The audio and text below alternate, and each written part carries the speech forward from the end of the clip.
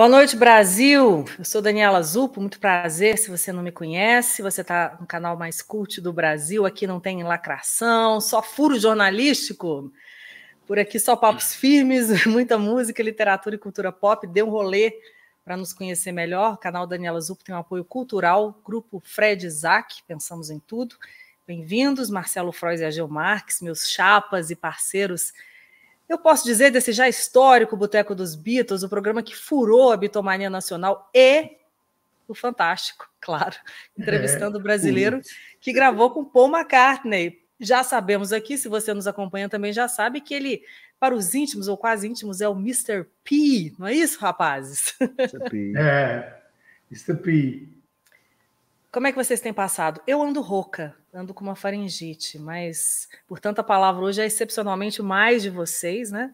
Hoje a gente está aqui na quarta noite, excepcionalmente, comemorando uma efeméride importante, né, na discografia dos Beatles, os 55 anos do álbum Branco. Eu diria controverso, duplo, né, cheio de histórias e contrastes.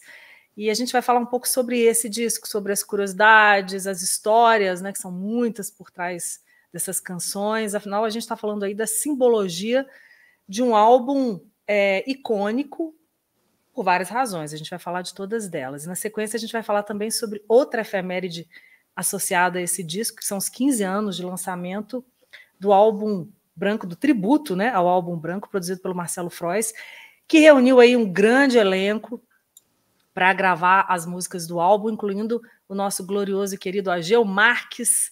Vamos falar dessa turma também, temos participação especial no Boteco de hoje. Então, se você não conhece esse tributo, precisa conhecer, ouvir, claro que vou deixar o link aqui embaixo também. Amizades, chat aberto, Super Thanks também, esse coração aqui embaixo do vídeo, Pix sempre, claro, inscrevam-se no canal, nós já somos mais de 20 mil nessa ilha de paz, amor e música. E tem muitos botecos legais aqui com esses caras legais que são Marcelo Frois e Ageu Marques. Bora abrir mais um boteco, rapazes? Vamos nessa. Vamos lá. Vamos começar pela capa? Vamos abrir aqui pela capa? Você tem aí, Ageu? Claro, né? Que você tem. Mostra aí pra gente, que é uma capa totalmente branca, óbvio, aquelas assim que tem algo muito inteligente a acrescentar, né? Álbum branco, com a capa branca. Deixa eu te botar aqui. Relevo aqui. Peraí, deixa eu te botar aqui na... O alto relevo. Atrás também tudo branco. Essa edição é legal porque vem com papel laminado, então tá muito bonito. E por dentro a gente do box tem... agora? Essa é aquele do remasterizado de 2009, alguma coisa assim, né? Então tá aqui, ó, a foto dos quatro, né?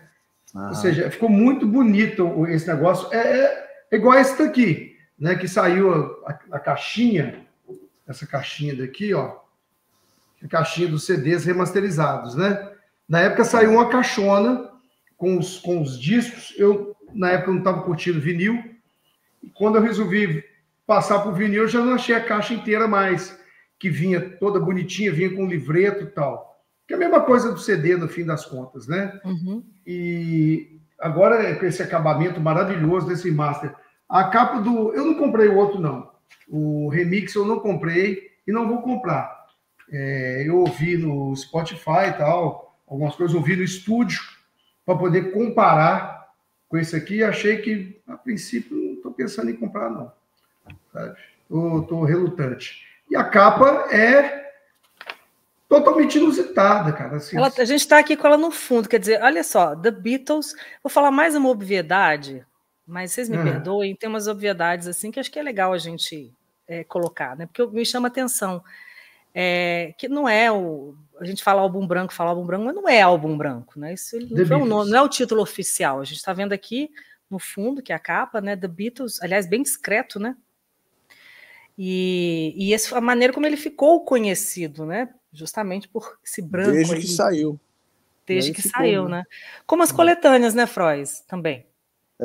Marcelo Frois, vulgo MF. Gostei, você mudou aí os créditos, adorei. E aí tem uma coisa interessante, assim, só para a gente pensar nessa ideia da capa ainda, a gente tem algumas alternativas aí para brincar, quer dizer, por que esse minimalismo, né? Porque o álbum já tem aí 30 faixas, né, dentro dele. porque um contraste ao que vinha antes, ou enfim, tem alguma história por trás dessa capa para a gente contar aqui?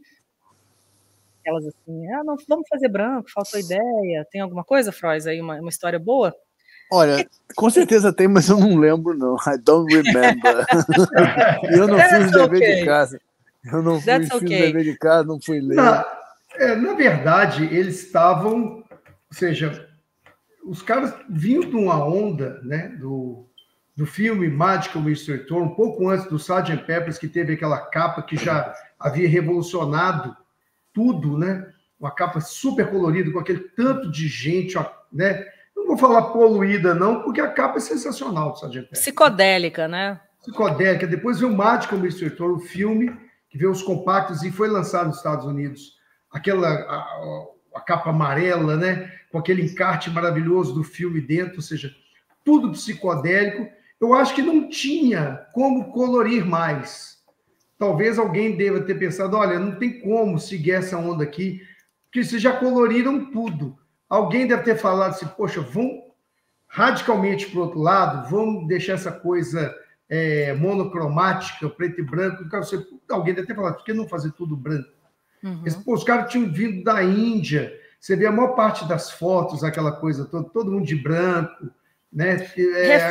Essa da Índia é uma boa história, acho que tem tudo a ver. É interessante, porque, né? Os caras todos de branco, tem a ver com paz, com tranquilidade, serenidade e tal. Então, talvez essa questão do disco, você vê que até o nome tem alto relevo no vinil, né? Então, talvez isso tenha sido a sacada. Olha, vamos branquear tudo à frente e atrás. O disco já está grande, né? São muitas músicas. Eu acho que se colorir demais... Poxa, acho que nessa mesma época saiu um tanto de capa colorida, ia ser só mais uma. Então, de minimalismo repente, mesmo, em contraste com conteúdo, né? Cada hora eles faziam uma brincadeira. Por exemplo, quando fizeram o Abbey Road, qual é a brincadeira da capa do Abbey Road? Qual é? Não tem o nome deles. Não tem o nome deles, né? Só na contracapa, né? Na capa não tem nome, não tem o nome deles. Eu estou tentando lembrar aqui rapidamente, eu acho que não, Revolver também não tem nome na capa, né? Acho que Revolver também não tem. Mas, assim, é uma coisa... o Abbey Road... Rubber Soul também não tem. Né? Rubber Soul tem, mas são os caras, né? Mas é uma brincadeira. Eu acho que essa coisa... A própria capa da Abbey Road é uma capa icônica, né? Daquele jeito, os caras fazendo aquilo ali. Mas eu acho que o branco talvez tenha sido, para mim, a que tenha tido o maior impacto em termos de capa. Porque mesmo o Sgt. Pepper's já vinha de um Revolver com Klaus Voormann antes, que já vinha aqueles desenhos, já vinha com Rubber Soul, com aquela foto esticada, né, num tom meio pastel. Então, assim, já vinham tentando. Eu acho que o contraste foi sensacional. Quem teve essa ideia, não lembro quem foi, que teve a ideia da capa. Porque sempre tem aquele papo, né, Ageu? Sempre tem aquela ideia, assim, que de repente, na ausência de ideias, vem a grande ideia. Não vamos deixar branco mesmo, né? Eu fico aqui imaginando. Agora, eu aproveito para perguntar para vocês, assim, para a gente já entrando um pouco dentro do disco, né? Se essa quebra, né, de uma linguagem visual que eles estavam até, de alguma forma, inventando ali, né, principalmente a capa do Sgt. Pepper's, se isso é mais uma reinvenção dos Beatles, esse disco ele representa, assim, até musicalmente, mais uma reinvenção, na opinião de vocês. Fala, Frois. Eu não acho que tenha sido reinvenção, não. Acho que o disco da reinvenção seria o Get Back, né? Mas o álbum branco não foi da reinvenção, não. Acho que estava já em fase de autodetonação, entendeu? Você concorda, Gil? Começaram a gravar separadamente. É isso aí. Pois é, mas pensando... Não estava se reinventando, não. Eles estavam se destruindo. Acho que a diferença na real, né? Foi a reinvenção foi no Get Back, que não funcionou. Ali ficou explícita a questão de que cada um já estava seguindo o seu caminho, né? Apesar de na Índia terem tocado algumas coisas, mas assim, o Neguinho já começou a chegar com coisa pronta, pegando colaboração um do outro, mas dessa vez já chegando com letra e música prontos. Então, a gente vê pela aquela Eu não gosto muito de ver aquelas demos, a Asher Demos. Eu não gosto muito de ficar ouvindo essas demos. Não ouvi uma vez só, espero não ter que ouvir mais. Porque eu não gosto eu gosto da música finalizada, sabe? Aquele que a gente já falamos sobre isso já uma vez aqui, né? Eu gosto da tela pronta, eu não gosto da tela em construção. Acho que a música é a mesma coisa. Mas ali você já vê, o cara já chegou com a música pronta para mostrar para os outros. Agora, assim, eu acho que era uma tentativa, até porque o som das músicas, né, é totalmente diferente, né, totalmente diferente dos discos predecessores.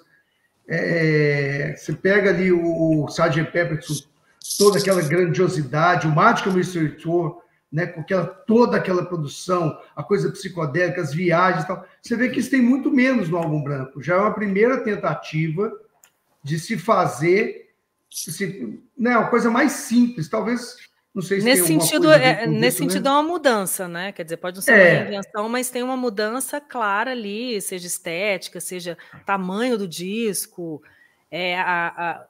As pessoas costumam chamar do disco mais eclético dos Beatles, né? Tem um monte de coisa ali dentro, não sei se vocês concordam, mas assim, nesse sentido, pensando que aquilo de onde eles vinham, né? Aquele lugar de onde eles vinham, os discos anteriores, tem uma mudança, que era uma coisa que a gente já falou aqui em outros programas, uma coisa que acompanha essa curta e brilhante trajetória, né? Da banda.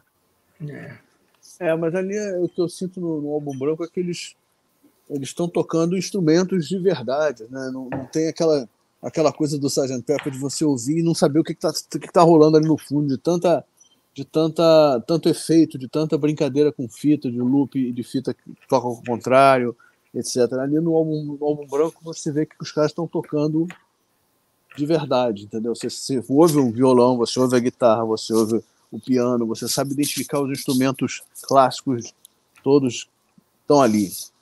No álbum no Sgt. Pepper e no Magical Mystery Tour tem muitos casos que você ouve e você sabe o que está rolando aí atrás.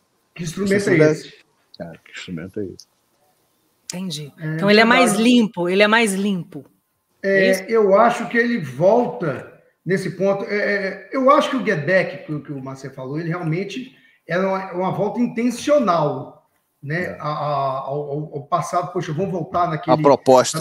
A proposta inicial, que era o rock and roll básico, essa coisa toda. Mas eu acho que no Álbum Branco a gente já começa a ver algumas coisas. E eu acho que o grande barato, que os Beatles já vinham mostrando até chegar nessa questão ali, vamos falar do clímax, que veio com aquela questão com a psicodelia, que eles podiam fazer de tudo. Desde baladinhas simples, como And I Love Her ou Yesterday, até rock mais pesado, com mais, né, mais energia, com orquestra, com tudo. Eles mostraram em vários discos que eles conseguiam fazer de tudo. E o que eu achei o mais bacana no Álbum Branco, que ele poderia ter sido simplesmente uma síntese dessas versões musicais, né, dessas verbas musicais, e os caras ainda inventaram mais. Aí os caras tocam Julia e tocam Blackbird, só violão e voz. Isso foi de uma ousadia. É porque aquela história, a música era muito bonita. A música ela é muito bonita. Então, Julia, então, é de uma profundidade enorme. Então, qualquer coisa que você colocasse a mais ia atrapalhar. Ao mesmo tempo, você tem lá um Helter Skelter, que é uma pancada, né? E você tem coisas com orquestra, você tem a maluquice do Revolutionário. Eu sou muito suspeito para falar, viu? E pra blues, mim, é o melhor disco dos Beatles. E cacofonia. Para mim cacofonia. Você concorda também, Marcelo? Eu acho. Para mim é o melhor. É o que eu mais gosto.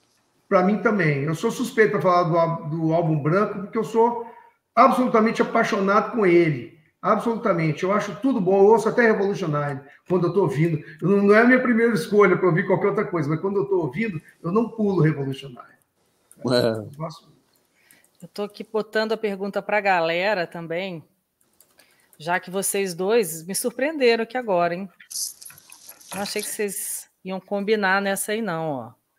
Quero saber de vocês que nos assistem. Se o Álbum Branco também é o seu álbum favorito dos Beatles. Digam aí pra gente no chat. E por quê, né? Se sim, por quê? Eu vou sugerir uma coisa. Eu estava vendo nas outras lives aqui, só sugerir o pessoal que está nos acompanhando, se tiver com um celular, um sonzinho perto, coloca o Álbum Branco para tocar. Boa. Porque a gente não pode colocar aqui, não ter problema com o direito autoral, a gente não pode colocar nada. Então, ilustre você nos assistindo, coloque o álbum branco para poder tocar, você poder ter essa sensação, sabe? Que acho que fica bem bacana isso aí. Enquanto nos escuta, né? Quando nos assiste, escuta o nosso bate-papo. Boa, boa. Bom, a gente falou que é um disco de 30, né? 30 faixas que foram produzidas, pelo menos em boa parte, durante... alguém aqui já mencionou, acho que foi o Ageu, durante o famoso e conturbado, né, controverso período cercado de histórias e de muitas lendas, que foi o retiro dos Beatles na Índia com o Maharishi, né, em 68. Isso. E a gente sabe que ali tinha muita coisa rolando, né, como Freud disse anteriormente, ali eram os estertores da banda, o pau estava quebrando, né, tinha ali uma série de situações acontecendo que culminaram um tempo depois, né, no final da banda. E eu não sei se vocês concordam, eu li isso em alguns reviews assim, sobre o disco, que a gente pode marcar claramente que o álbum branco é o ponto, assim, uma linha do tempo, é o ponto que marca o início do fim. Vocês concordam? Concordo. Sim, musicalmente sim. Musicalmente, sim. Eu acho que o início do fim, para mim, foi a morte do Brian Epstein. Assim, se fosse um acontecimento qualquer. Mas, musicalmente, eu acho que o álbum branco, ele simboliza isso. E que não tinha que ser um fim. Então, assim, tinham brigas, né? Desavenças. Cada um passando um momento. O John estava separando. Ele estava lá na Índia com a Cynthia recebendo carta da Yoko.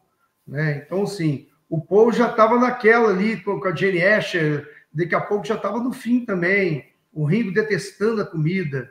Né? Ringo se mandou, né? Ringo se mandou. Saiu fora logo. Levou latas de feijão para poder comer, que ele não aguentava. Ele não suportava aquele... Gente, assim, eu não sei se vocês têm experiência com a comida indiana, que eu gosto, assim, se tiver muito diluída. Eu fui num restaurante indiano para indianos. Ela é bem condimentada, bem condimentada. Nossa senhora, eu dou para você, olha, eu quero totalmente sem condimento, nada. Quando veio, eu disse, olha, eu não tenho condição de comer isso, sabe? Então você imagina o Ringo, que já tinha problemas digestivos e tal, e o George tentando segurar os caras, né? Olha, isso que é bacana, e vendo a coisa se perder. Então eu acho que aquilo ali realmente foi, quando eles, poxa, a gente pode se esquecer nessa época, foi que o Ringo saiu da banda.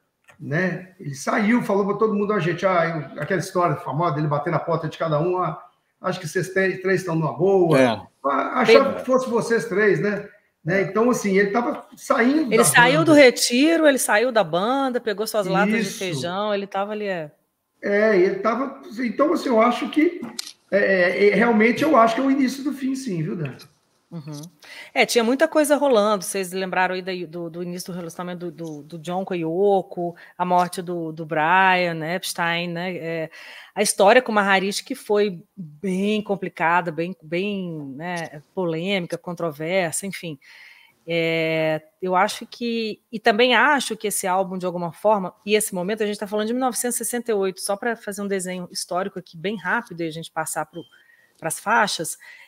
68 é um ano fundamental, né? O ano da revolução, é um ano que a gente tem aí muita coisa rolando no mundo inteiro, né?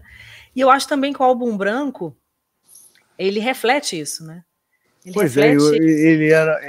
A principal faixa do álbum branco para mim é o Revolution, que entra em duas faixas e teve uma faixa que saiu só em single. Mas assim, a faixa do ano dos Beatles é a Revolution, porque eles fizeram três versões diferentes ao longo do ano em disco.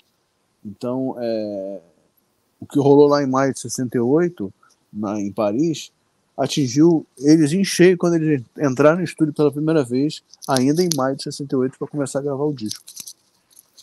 Porque maio de 68 é um momento histórico, né? Já chegaram gravando Revolution. Foi a primeira música que eles gravaram, foi Revolution. Sensacional. E eu acho que os Beatles são essa banda. Eu acho que eles são essa banda que, enquanto existem, antes de terminar a banda, porque eles ainda existem, claro, vocês entenderam, eles têm um condão, um talento para refletir um zeitgeist, que é uma coisa impressionante, né? Assim, acho que Eu não me lembro de outras bandas que fizeram isso tão bem sempre, né? Até porque eles estavam ali numa década de profundas transformações culturais, comportamentais, mas souberam refletir isso musical, criativamente, né? É uma coisa realmente impressionante, eu acho. Fala. A história dele é bem interessante, né? Um disco que realmente ele foi feito de uma forma cansativa, né? Porque ele tem muitas faixas, além das 30 que foram lançadas, tem outras que saíram em compacto, outras que não foram gravadas, mas não saíram, como Out Guilty, What's the New Mary Jane, e músicas foram compostas, mas não foram gravadas, que quiçá foram ensaiadas em casa e a gente não sabe, porque a gente tem conhecimento das coisas que eles gravavam no estúdio, mas os ensaios dele a gente não sabe, a gente não conhece.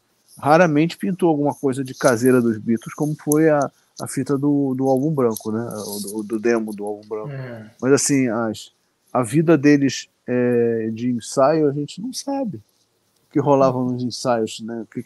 Que era a definição do repertório, né? O que a gente vai gravar? A gente vai gravar um disco semana que vem, o que a gente vai gravar? Eles se reuniam para definir isso, com certeza. Isso não está documentado em lugar nenhum, nunca foi documentado, essas coisas. Ah, é? A gente nunca vai saber, nunca vai saber exatamente o que foi, como é que foi isso. Agora, detalhes uma coisa... Só se for o Mark Lewis, só se o Mark Lewis trouxer isso no livro dele. Alguma coisa que não me espanta, se ele for tão completo assim, tão competente como tem sido, ele vai trazer essa informação que a gente não tem. E vocês concordam, é uma provocação, né? Que é quem diga que o único defeito do álbum branco é ser longo demais, né? Tem até aquela história do George Martin, né? Que ele teria dito, pô, eu queria colocar tudo num disco só, mas eles não deixaram, eles não quiseram nem saber. Isso ele falou depois, né? Ele falou depois. Na verdade, o George Martin, ele ficou de saco cheio e ele tirou férias. Isso é uma das coisas mais graves do álbum branco, são as férias do George Martin. Não, de que o cara tava de saco cheio. Você acha que isso se refletiu nesse excesso, assim, ou não? Ele sentiu que o bafo tava pesado e ele tirou férias por uns dias e ficaram os assistentes dele, né? Alan Parsons, inclusive, Geoff Emerick, aqueles caras todos, Chris Thomas, que depois foi produtor do Elton John, esses caras tiveram a grande chance deles ali no álbum branco, porque o cara tirou férias e eles foram produzir os Beatles. Não estão muito bem creditados no encarte, mas a gente sabe que algumas faixas foram produzidas pelo Chris Thomas, outras pelo Alan Parsons e pelo Geoff Emerick. Produzida por eles, assim, né?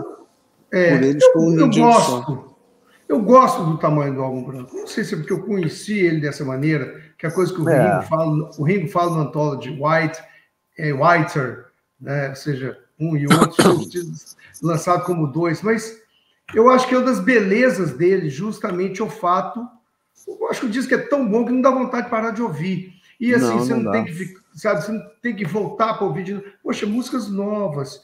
Então, e são dois lados que me causam impressões diferentes, sabe? Eu ouço os dois discos não lados, os dois discos... Seus 4 lados, né? Os dois discos com seus 4 lados. Eu ouço com um coração diferente os dois. E o Marcelo falou um negócio interessante aí, que eu estava correndo na minha memória aqui para poder ter essa impressão. Ele falou que a Revolution foi a primeira coisa que veio dessa onda aí. Todo mundo que me conhece sabe que eu sou muito fã do Paul McCartney. Eu acho que, inclusive, uma das músicas mais bonitas para mim, então, nesse disco é Martha My Dear. Eu adoro aquela música, apesar da letra, né? O cara fez música para o cachorro e ficou bonita, né? Então, assim, eu acho que é muito legal. O George teve o primeiro grande momento dele, né? Que é o I'm a Guitar Gentle Weeps, que o primeiro clássico que ele fez. O Ringo, sua primeira composição. Mas eu acho que esse disco, eu acho que o John Lennon dá uma impactada maior que os outros. Eu gosto muito do Revolution, eu acho uma faixa sensacional. Year Blues, eu acho uma faixa sensacional. Eu gosto muito de Dear Prudence, para mim é uma das coisas mais bonitas que o John Lennon fez. Gosto também. Gosto muito, muito, muito de Dear Prudence. Eu acho Julia... E que tem tudo a ver ali com o Retiro, né? É uma das histórias. Uma das histórias do Retiro. Júlia, eu acho uma obra-prima. Acho que, inclusive, essa música... Quanta gente botou o nome da filha de Júlia, né? Por causa disso, né? E outra coisa, mostrou que ele sabia fazer esse tipo de coisa e ele fez algumas outras parecidas no primeiro disco, carreira solo, Classic on a Band. Look at Me é Júlia. São os mesmos acordes. Exatamente, a mesma levada que o Donovan ensinou para ele. Né? Então, assim, isso eu acho, se eu tivesse que fazer esse disco, tenha mais... Quem é mais importante? Não dá para falar.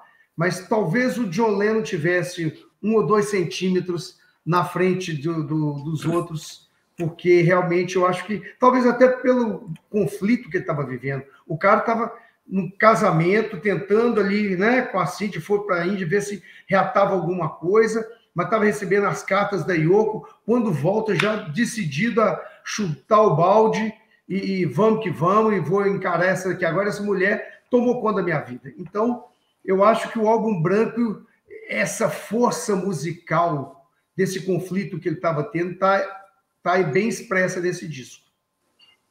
Já que você começou a falar de algumas canções, né, Ageu, e já, né, revelando algumas predileções nesse repertório de 30, né, faixas.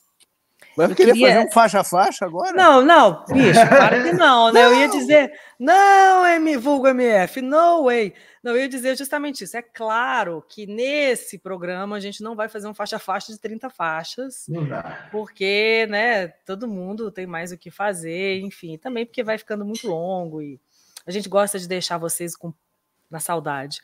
Mas eu queria alguns destaques, Frois. O Ageu falou do John, se tiver mais alguma música que ele queira, né, destacar aqui também, para a gente não fazer justamente o famigerado faixa-faixa. Você consegue nomear 5, Frois? Tipo assim, as 5 que mais te impactam nesse disco, você consegue? Cara, My Guitar Gently Weeps, My Guitar Gently Weeps, Good Night, eu acho linda Good Night. Sable Truffle, muito legal. Martha My Dear, I'm So Tired. Já falei 5, né? Já. Eu repito 3. Martha My Dear, a música do George Harrison, claro. Dear Prudence, eu também coloco entre as minhas favoritas. Que mais? Vai, Ageu. Olha, eu tenho aí o Martha My Dear, a gente tá batendo quase tudo. Martha My Dear, do Dear Prudence, o Wild My Guitar, Gentle Weeps. Good Night, para mim, é o melhor encerramento. Júlia, claro. Júlia, né? É o melhor encerramento de disco que eu conheço dos Beatles, de qualquer um outro, é o Good Night. É aquela que, invariavelmente, mesmo tomando água, eu me emociono. Né? Esse aí é danado. E Júlia é uma outra. Eu acho que seriam essas, sim.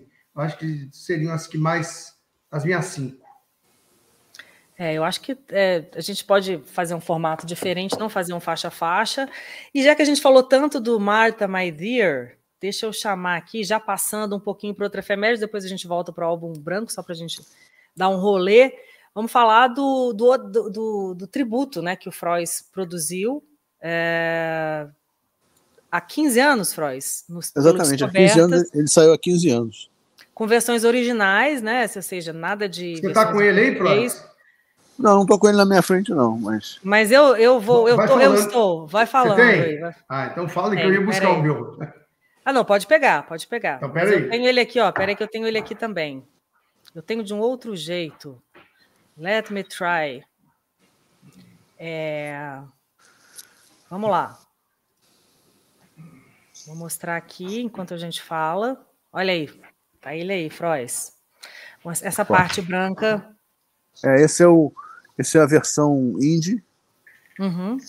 Porque quando ele começou, quando a Descobertas começou, logo que a gente começou a operar com a Coqueiro Verde de distribuição, pensou-se fazer projetos, coisas. Então eu fiquei com vontade de fazer um projeto coletivo. E aí um amigo meu, o Guto Ribeiro... do Manfred, né? Do Manfred. Ele falou, por que não faz um álbum branco, um tributo ao Álbum Branco? Porque tinham feito um tributo ao o Ronnie Von meses antes, tinham feito um outro tributo, tinham feito um tributo ao Sgt. Pepper em 2007, mas ele tinha sido só para a internet, ele não tinha sido para disco. Eu quis fazer para disco mesmo. A questão é a seguinte, eu estava começando o selo, eu estava duro, quase quebrado, eu não tinha dinheiro para investir em nada nesse sentido, e as pessoas resolveram participar. Cada um providenciou a sua gravação. Eu consegui um estúdio no Rio para fazer algumas gravações de gente que estivesse por perto, que precisasse. De repente o repertório de 30 faixas foi fechado. E aí eu fiquei com vontade de continuar, porque aí começou a aparecer um monte de banda independente sugerindo participar, e eu resolvi fazer. Então tá, então manda também. Criei a Indie Version, que é essa de capa preta, que é só com bandas iniciantes, assim, bandas de garagem, bandas desconhecidas e que fizeram versões sensacionais, bandas de Recife, bandas de São Paulo, bandas do Rio, bandas de Minas, de todo o país. É um disco maravilhoso esse Black Album aí. Então são 2 tributos. São 2, e acabaram sendo 3, porque continua aparecendo gente querendo gravar. E gente que eu conhecia, que eu podia telefonar, eu não tinha telefonado ainda, e se eu telefonasse, ia querer participar. Aí eu resolvi fazer um terceiro volume só com canções dos Beatles do ano de 68. Como eu falei há pouco aqui, não são só as 30 músicas do Álbum Branco, eles fizeram muitas outras canções na época que não entraram no Álbum Branco, que foram aparecer nos primeiros discos solo do Paul, do John principalmente, e algumas do George. E aí a gente gravou esse disco que tem um monte de música, tem diversas músicas de 68, inclusive Lady Madonna, que é do início de 68, tem Revolution, tem Hey Jude, tem Sour Milk Sea, que é do Jack Lomax, né, a artista da época, que gravou essa música do George. Então a gente acabou fazendo esse terceiro volume. E os 3 estão disponíveis. Bem legal. Tá tudo no Spotify, tudo disponível para ver. Eu vou deixar os links todos aqui. Vamos na Gente Boiça. Foi muito legal. E aí no ano seguinte... Mas para venda tem também? Não. Você acha. Quem quer acha. No Mercado Livre, ainda acha para comprar. Lacradinho acha no Mercado Livre. Assim. Tá cada vez mais difícil, mas acha. A questão é que uma coisa que eu percebi com esse projeto é que quem mais curte esse projeto é quem faz o projeto, não é o público geral. Entendeu? O fã dos Beatles, o colecionador de Beatles não se interessou. Houve um interesse pelos fãs dos artistas que participaram. Mas você acha que é purismo? É purismo, assim? Porque o cara não quer... Porque quando você faz tributos, tem essa história de... Tem artistas, né? E já vou ouvir o Ageu daqui a pouco para saber da versão dele, né? Tem uns que redesenham, que redefinem, tem outros que vão bem na levada, né? Original. Eu acho que é uma tendência brazuca de se boicotar qualquer iniciativa que um brasileiro tenha de fazer alguma coisa com os Beatles. Se você for gravar um disco, se você for escrever um livro, entendeu? Os fãs mesmo, eles dão uma boicotada. São as pessoas interessadas, as pessoas do público em geral que compram e participam. Não tem... Os fãs são muito ciumentos, muito ressentidos. É muito engraçado isso. Isso eu senti na pele em diversas ocasiões. Porque você já lançou livros, né? Traduziu o George Martin, livros dele, né? Fez tributo, você sabe do que você está falando. O que a Ageu está entendendo Ageu, disso? Diga que ele aí, acha disso? Vem para cá, Ageu, vem para cá. Eu concordo. Eu acho que tem isso sim. Quando o Sgt. Pepper lançou os discos lá nos anos 90, teve muito mais repercussão fora, lá em Liverpool principalmente, do que aconteceu aqui. Exatamente. Isso é um fato. As pessoas, eles gostam muito aqui de banda cover que toca igualzinho, inclusive. Né? É aquela história, até hoje eu tenho uma visão, eu adoro Beatles, toco música dos Beatles, agora estou dando tempo, mas assim, há muito tempo eu já acho que cover não é arte, sabe? Eu acho que o cover não é nem arte de imitação, a arte para mim é criar.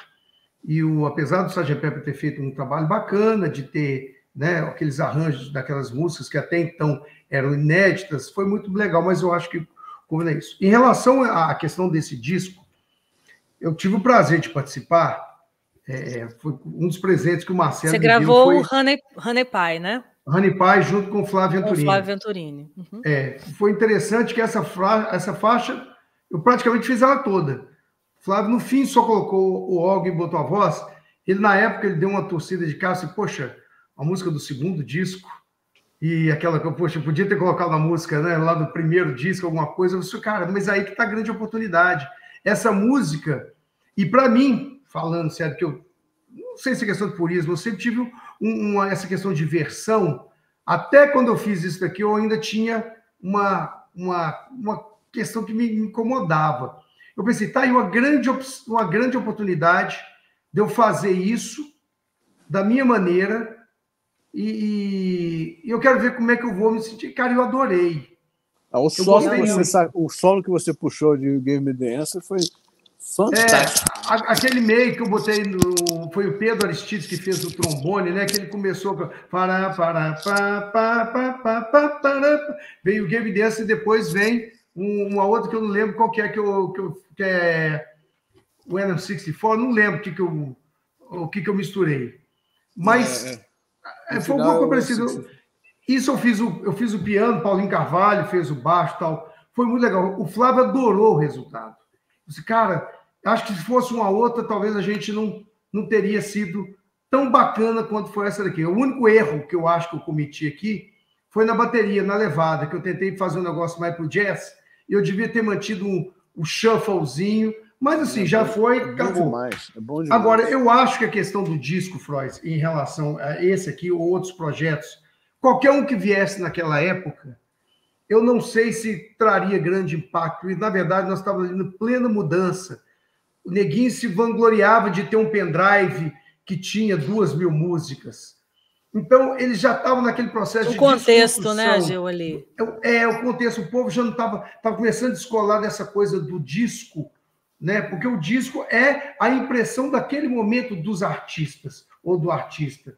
E as pessoas estavam começando a descobrir que a tal da playlist, que é aquela fita cassete que você gravava das melhores, você queria, aí ficou muito mais fácil. Você pegava em MP3 de qualidade duvidosa, você estava ouvindo com aquele supositório de ouvido, você botava naquele negócio e ouvia. Então, eu acho que vários projetos passaram desapercebidos das pessoas por causa disso.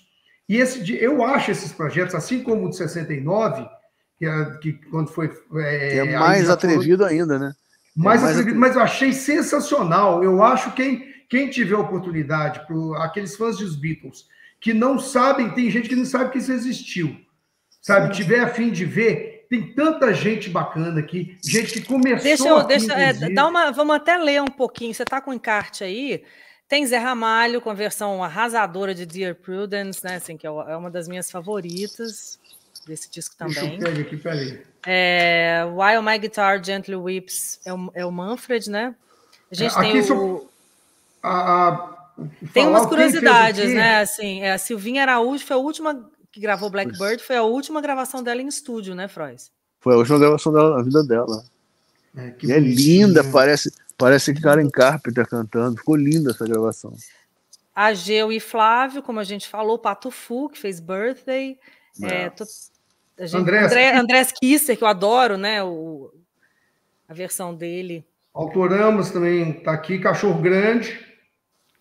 Tá bem, Rogério Skylab, né? Cacofonando com. Cacofonando. Jerry Adriane. Jerry Adriane, Good Night. Pois é, olha só que coisa interessante. O Jerry entrou de uma forma engraçada. Porque eu queria ter chamado o Milton. Eu tentei falar com o Milton de todo jeito e não consegui. A empresária dele dizia que ele estava viajando, estava lá. Aí logo, pouco depois que o Álbum Branco saiu, esse de 2008, eu fui na casa do Milton para entrevistar ele com outro projeto e levei de presente para ele. Ele pegou, olhou assim, por que eu não estou aqui? Aí eu falei, porque eu tentei falar com você e não consegui. Sua empresária disse que você estava viajando. Grava outro e me chama. Aí eu falei, não, eu vou fazer, já estou fazendo. Inclusive, quero saber se você quer cantar Golden Slumbers com Elis Regina. Eu já levei a coisa pronta, eu já sabia que eu ia encontrar com ele, eu já sabia que eu estava fazendo o Álbum Branco, a continuação do Álbum Branco. E aí eu inicialmente pretendia usar a versão da Cássia Eller, em que ela gravou, chamar alguém para gravar um dueto com ela, alguma coisa assim. Mas aí eu falei, não, eu vou ser mais atrevido. Eu vou chamar Elis Regina. Então eu falei com os filhos da Elis, eles toparam. O Milton achou maravilhoso e a Universal teve que achar a fita e permitir o lance. Né? Foi uma coisa muito especial. E assim, isso aí já é no 69, né? Mas assim, o Milton era para ter participado do álbum branco com o Good Night, não rolou, e aí eu fiquei naquela, pô, quem vai fazer isso? Quem vai fazer isso? Aí eu falei, vou chamar o Jerry. E o Jerry topou. E a gente acabou fazendo uma versão com o Tantra, que eram os músicos que acompanhavam a Legião. E eles fizeram uma base, fizeram um arranjo, parece Queen. É lindo. Parece Queen aquilo. E Jerry cantava muito, né, Gil? Nossa Jerry Senhora. Cantava muito. É lindo. Gente, então já que a gente tá... Deixa eu chamar aqui o nosso convidado. Tem um aqui então. que a gente não falou dele ainda, que tá nesse disco, né? Esse que você vai chamar agora? É esse que eu vou chamar. Venha Marius Griggs. É ele mesmo que gravou Martha, My Dear. Vamos lá.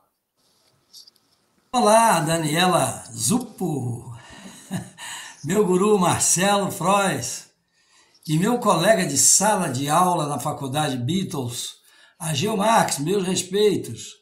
Olha eu aqui no meu modesto home studio, que é uma sala dessa faculdade. Estamos aqui com muita alegria nessa confraternização hoje, beatoniana, aliás. Saudações beatonianas a todos. Com alegria que estamos rendendo essa homenagem no dia de hoje aos 55 anos do álbum branco, que eu tive o grande privilégio e o prazer de aceitar o convite do produtor Marcelo Frois, que construiu esse tributo, convidando vários artistas, e eu tive o privilégio de gravar uma das canções ícones desse álbum, que nos revela assim, uma evolução muito grande na fase dos Beatles.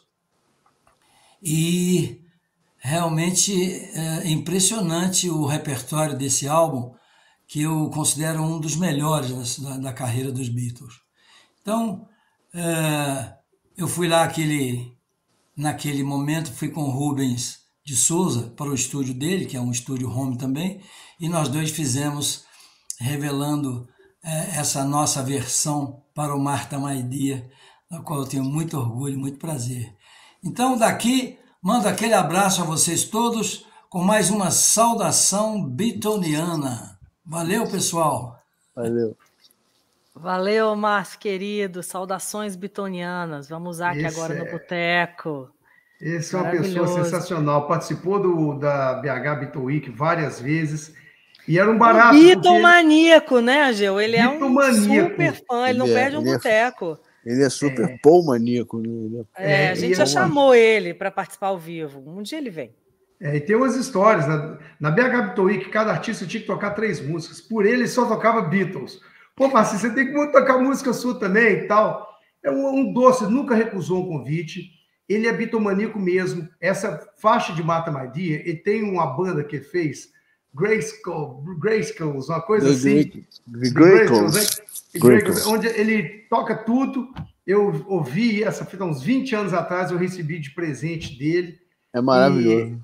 É um cara bacana demais e adora realmente os Beatles. E tem uma coisa, é o seguinte, a música dos Beatles, ela transpira nas pessoas de várias formas. Eu falo que a música, né, de maneira dos Beatles, ela se revela como se fosse um café. Tem gente que gosta, às vezes, de um café mais amargo, sem açúcar, né, bem forte, que toma aquilo. Tem gente que gosta de um café bem suave, adoçado com rapadura, um pouquinho de canela. Eu acho que esse é o tipo de música que o Márcio faz. Sabe? Aquela pecha que tinha antiga. Porque essa música romântica... Cara, o cara transpira a música dos Beatles. É impossível acreditar que Perdi Você, com aquele piano, ele se inspirou em Hey Jude. Não preciso falar mais nada. Sabe? Verdade, boa. Salve Márcio Greik. E a versão dele de Martha, My Dear, é linda. É linda. Linda. É uma pancada. Eu achei assim, é uma das minhas favoritas, inclusive. Acho que ele canta muito também, né? E eu acho assim, desse tributo, não sei se o Ageu concorda, porque é isso, né? Quando a gente. Primeiro tem essa coisa que o Frois falou, de um certo purismo, e toda vez que você faz um tributo, independentemente de ser os Beatles ou não, mas principalmente em sendo uma banda icônica, assim, né? Tem essa coisa de comparar com o original, que eu acho que é uma coisa desnecessária, não faz muito sentido, né? Não faz sentido nenhum. Né? Eu acho que é natural que uns surpreendam, peguem uma trilha completamente diferente, outros são muito fiéis ao original, a gente vê isso no tributo, né? Mas eu acho, por exemplo, que o Celso Fonseca fez uma versão de Júlia totalmente inusitada, assim. Né, uma Júlia Bossa Nova. Então, é uma que eu destacaria assim, como algo bem diferente do original. Eu acho que aquilo ali aquela versão do Júlia que o Celcinho fez é um tributo à versão que o Sean Lennon gravou aqui no Rio, conosco, com eu e com o Celcinho, com o quarteto em si, para um tributo ao John Lennon que a gente estava fazendo em 2000 e 2001, que a gente gravou durante 4 dias no estúdio com o Sean e que no final ele não quis lançar. Adoro as histórias, Ageu. Nossa Senhora. Passou 4 dias no estúdio em Ipanema, no Leblon, gravando com o Som das Neves na bateria,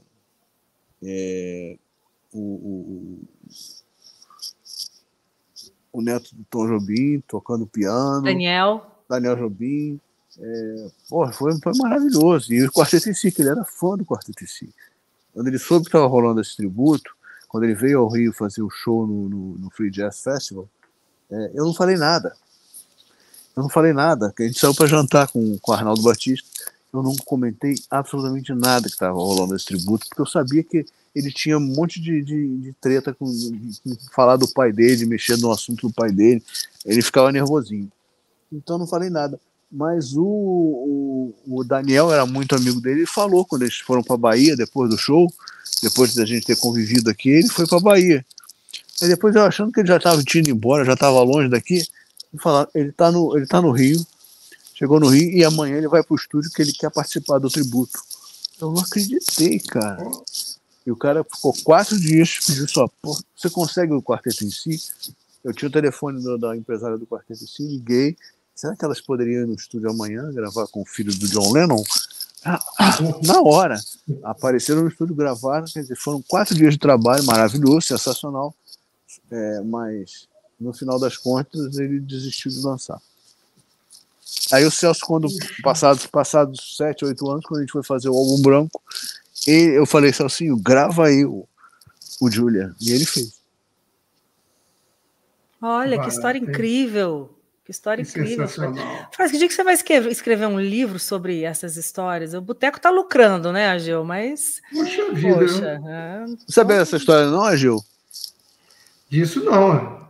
Que o Sean Lennon tinha passado uns dias aqui no Rio gravando? Não sabia disso, não, cara. Tem foto pra caramba disso. Pois eu acho que queremos ver nas suas redes. Queremos ver nas suas redes amanhã. Mostra pra gente. Eu mostrei. Já? Eu mostrei, já. Não vi, não. Bota no Google. Marcelo Frois, Sean Lennon, quarteto em si. Gilberto Gil foi no estúdio, visitar o estúdio. Foi muito engraçado. Que ano foi isso? Você já falou? 2000. O Gil foi no estúdio, aí E por que ele desistiu? Pode falar?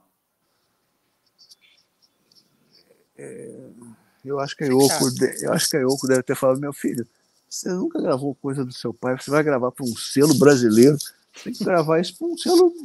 Aí, um ano depois, quando ele já tinha dito que não ia autorizar a gravação, rolou o 11 de setembro e rolou um show no Carnegie Hall, tributo aos heróis, né, da tragédia, os bombeiros. E o Sean Lennon participou e ele tocou Julia. Só que ele tocou sem aquela levada bossa nova, mas ele tocou Julia. E a história do Gil que você estava falando aí, como é que é? O Gil foi no estúdio, O Gil apareceu lá no estúdio, porque o estúdio era do Gil, inclusive, o estúdio onde a gente estava gravando era do Gil. E aí o Sean Lennon chegou e falou, pô, eu sou seu fã, eu sou seu ídolo, você é meu ídolo. Aí o Gil olhou para ele, olhou para minha cara, imagina. Aí, quando o Gil saiu da... O Sean Lennon perguntou, por que toda hora que eu falo alguma coisa as pessoas dizem imagine para mim? Imagina. Por que todo mundo fala imagine para mim quando eu digo alguma coisa? Porque ele tinha agradecido alguém que foi levar ele de carona lá no estúdio e ele falou, obrigado aí. Imagina. Por que fica todo mundo falando imagine para mim? Eu estava achando que era uma piada, né? Um trocadilho, alguma coisa assim, meio sem sentido. Incrível, incrível. Bom, gente, então eu vou deixar aqui embaixo os links. Marcelo Freud já falou que os tributos estão todos no Spotify. Freud, depois se puder me mandar todos os links, eu vou pesquisar lá. Eu conheço 2, só aqueles que eu te passei pelo mas tem o terceiro WhatsApp. Também? Tem, então todos os 3 eu te passei. Mas eu mando de novo, não tem problema. Ageu, querida. Eu acho a versão linda que vocês fizeram também, adoro. Eu adoro o jeito que você canta, né? Acho que realmente você faz um trabalho de voz assim absurdo. Depois ele fez mais umas 2 gravações para mim. Ele fez 3, né? Você fez 3 coisas para mim. 3, nós fizemos, eu e Flá fizemos Something. E num dos 69, Penina. Né? Que esse foi um momento assim mais sublime desses 3. Foi gravar uma música que não existia, assim, na verdade, pois né? Isso é uma coisa legal no Álbum Branco, na versão, as outras coisas do Álbum Branco, aquele disco, aquele terceiro disco, porque a gente gravou músicas que não foram gravadas por ninguém. Porque eu me dei conta que em 68 tinha uma música do George Harrison chamada Deradum, que só existia o Zé grava, né? Só em demos. Eu comecei a pesquisar na editora. E aí ela estava disponível, ela estava no catálogo do George Harrison, na editora aqui no Brasil, na Fermata. Eu perguntei, se eu quiser gravar, posso gravar? Pode sim. Pedi autorização, deram, falei com o Zé, quer gravar? Gravou na hora, amarradão. É a primeira gravação oficial dessa música. E diversas outras canções tiveram a primeira gravação nesse projeto. Não é o caso de Penina, porque já tinha sido gravada. Mas diversas outras canções, ninguém tinha gravado antes e foi gravado por esses projetos que eu fiz. Você lembra de cabeça? Você lembra de algumas de cabeça assim para citar aqui? Várias. No 69 tem várias. 69 tem uma, mas Step Inside Love é do outro, né? Suicide também. É do outro, né? A gente está falando do... do outro. Nesse aí tem basicamente Deradum. Step Inside Love entrou em qual, hein? Não é inédita, né? Entrou nesse de 68 aí, nesse terceiro de 68. Eu chamei a Zélia para gravar e ela fez maravilhosa também. O versão, adoro que a versão. Queridos, chegando aqui para o final do papo, então vou deixar aqui os links todos. E aí, para a gente encerrar, voltando um pouco ao original, né, ao álbum branco, que completa aí 55 anos hoje, 22 de novembro de 2000. Hoje, gravamos, né? Não estamos ao vivo. 22 de novembro de 2023. Suas considerações finais sobre o álbum branco, rapazes? Para a gente encerrar esse papo ótimo, como sempre. Quem começa? O mais difícil de fazer esse tributo foi fazer a capa, né? Porque a gente tinha que fazer uma capa que fosse uma lembrança ao álbum branco. E o Ricardo Leite, da Câmara Design, fez essa jogada para botar o nome de todo mundo na capa, que ajuda a vender, né? E manteve todo o aspecto de branco, aquele cinza bem levinho e com a aplicação de verniz. Então ficou uma capa bem bonita. Uma pena não ter podido fazer em vinil, porque seria caríssimo e não ia vender. Talvez hoje, né, esses fãs que nem eu, talvez uma tiragem pequena, talvez. Agora teria que fazer um esquema de tipo aquela vaquinha, tipo pré-venda. Olha, se atingiu um número bacana, aí você eu não sei como é que é o nome, crowdfunding, né? Vaquinha, crowdfunding. É uma ideia, coisa cara. assim. De repente, opa, já deu 300, vamos fazer, né? Em relação ao Álbum Branco, foi o último disco dos Beatles que eu comprei, porque ele era o mais caro. Era duplo. Eu era quebrado, tinha 15 anos de idade, vivia de mesada. E nenhum disco me impactou tanto quanto o Álbum Branco. Até hoje, quando eu começo a ouvir o fim de Back in the USSR e o início de Dear Prudence, se eu estou dirigindo alguma coisa, eu paro, porque aquele momento ele é sublime. Eu acho que esse disco, se eu tivesse que escolher um disco dos Beatles para poder levar para a Ilha Deserta, eu levaria o Álbum Branco. Feliz demais da conta, feliz demais, porque para mim esse disco é tudo. Com certeza. Se vocês vão ver aqui no título da live, a maestria acidental de um clássico, né? Até fiz esse título, passei a bola para o Frois, ele curtiu também, porque eu acho que o Álbum Branco ele é esse caldeirão criativo, assim, um disco que, como a gente falou aqui, fala muito desse fim de uma história incrível. Mas eu acho que podia ter sido tão ruim, pensando justamente nisso, né? E acho que os caras jogaram tudo ali, né? Quase como uma... Aí tô totalmente especulativo, né? Quase como uma intuição de que talvez, né? Quem sabe fosse o último, né? Um álbum que para mim, ele representa bem tudo que podia sair daqueles 4 caras, mesmo no meio de uma crise, né? Daquela história ruim, um final que a gente sabe que está sendo muito revisitado e revisto hoje, né? Mas que foi barra pesada, né?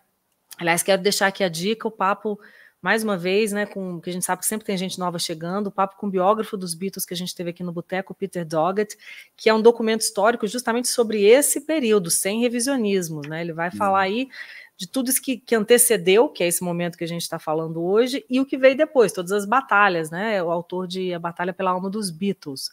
E a gente sabe que a coisa foi feia, mas eu acho que é incrível que mesmo no meio dessa parada eles fizeram esse disco sensacional. Então, para mim, o Álbum Branco é meio que assim, o ápice de uma banda no seu final. Pois é, mas, por exemplo... Que é quase uma contradição, né? Uma coisa que o lançamento do Álbum Branco me chamou a atenção, e aí eu fiz um retrospecto e vi que isso era costumeiro na vida deles. Eles não tinham o hábito de trabalhar os discos, eles lançavam, o disco já saía vendendo para todo mundo comprar, eles já iam fazer outro. Doido, né? Normalmente eles iam passar 6 meses fazendo programa de rádio, dando entrevista, fazendo turnê, fazendo show, ensaiando. Eles não, eles botavam na rua, vendia pra caralho, já iam fazer o próximo. Eu acho que era muito pé. E no Álbum Branco você percebe isso claramente, porque o disco saiu em 22 de novembro, eles tiraram umas pequenas férias e em 1º de janeiro já estavam gravando um outro disco. E o interessante é que ele não tem nenhum single tão forte, né? Você vê que o single... Obladi Oblada é uma música que a gente não citou aqui nessa conversa hoje, incrível, né? Ela foi o single desse disco na Europa, em diversos países da Europa e no Brasil também. É considerado um grande sucesso, porque o Obladi Oblada ficou no lado A e o Armaditar no lado B. Você vê que coisa. O Hey Jude ficou de fora. Incrível, foi single antes, né? Isso. Beleza. Queridos, super obrigada por falar em single rapidinho aqui. Quero só anunciar, e se o Ageu me permitir, depois coloco aqui também no texto de descrição desse vídeo. Ageu lançando trabalho autoral em breve, 2 singles nessa sexta-feira. Vai ser diferente, Sideral, né? Isso. Posso divulgar aqui para a turma? Opa, vai ser um barato. Uma honra toda. Um dueto com o Maurício. Não, a música do Maurício Gasperini é outro dueto com o Paulinho Pedrazul. Exatamente, que é o Sideral. Exatamente. Posso deixar aqui para a turma? Opa, fico muito honrado. Sexta-feira, dia 24, à meia-noite já vai estar no ar. É isso aí. Espero que vocês gostem. A volta do que não foi. Valeu, rapazes. Obrigada. Esse ano ainda a gente grava mais um, né? Se Deus quiser. Se Deus quiser. Valeu. Até a próxima. Até já.